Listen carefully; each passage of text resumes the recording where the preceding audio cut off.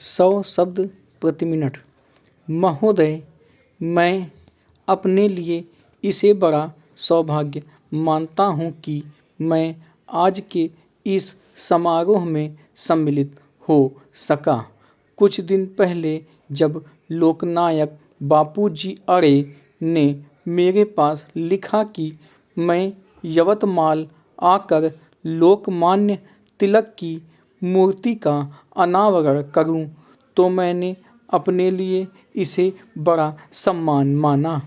उसके साथ साथ बापूजी ने यह सूचना भी दी कि यदि मैं यहाँ आऊँगा तो मुझे यह भी सौभाग्य मिलेगा कि एक बार फिर उनके दर्शन कर सकूं। इन सब कारणों से मेरे हृदय में एक क्षण के लिए भी ऐसा विचार नहीं आया कि इस निमंत्रण को स्वीकार करने अथवा ना करने के विषय में सोचूं। मैंने उसे एक आदेश मानकर शिरोधार्य कर लिया। थोड़े समय की अनिश्चितता अवश्य रही, क्योंकि मैंने लिखा था कि इधर जब आ सकूँगा तो यहाँ आऊँगा। मुझे प्रसन्नता है कि वह दिन आ गया और मैं यहाँ आकर इस शुभ कार्य में भाग ले सका। लोकमान्य तिलक की मूर्ति का अनावरण करना मेरे लिए बड़े सौभाग्य की बात है।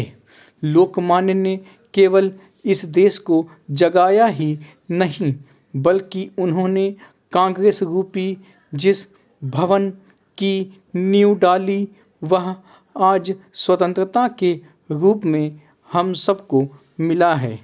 अपनी बुद्धि, अपना शरीर और धन, जो कुछ मनुष्य के पास हो सकता है, सब कुछ देकर उन्होंने देश को जागृत किया और हमें स्वराज्य के लिए तैयार किया।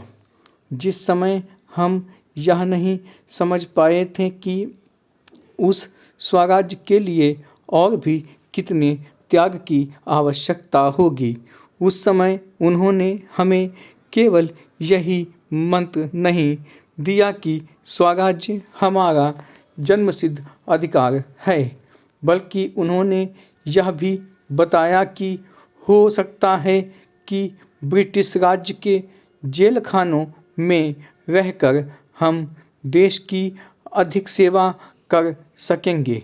यही कहकर उन्होंने कड़े कारावास का दंड हंसते हंसते हर्ष के साथ झेला और सारे देश के सामने एक उदाहरण रखा, जिसका इस देश के लोगों ने हजारों और लाखों की संख्या में अनुकरण किया और अनुकरण करते करते अंत में हमने स्वराज्य भी पा लिया। पैरा, आप लोग लोकमान्य के काम के ढंग से और बहुत निकट के दर्शन से मेरी अपेक्षा कहीं अधिक परिचित हैं। मुझे तो उनके संपर्क में आने का थोड़ा सा ही सौभाग्य प्राप्त हुआ था। आप में से बहुतेरे ऐसे होंगे जिनको उनके पीछे पीछे चलकर काम करने का सौभाग्य प्राप्त हुआ होगा। मुझे इस बात की और भी प्रसन्नता है और ईश्वर को धन्यवाद है कि ऐसे लोगों में एक प्रमुख व्यक्ति लोकनायक बापूजी अरे आज भी ईश्वर की कृपा से एक भयंकर रोग से मुक्त होकर इस सभा में उपस्थित हो सके हैं। मुझे आशा है कि हमें उनका उपदेश बहुत दिनों तक मिलता रहेगा और यह हमारा पथ प्रदर्शन करते रहेंगे।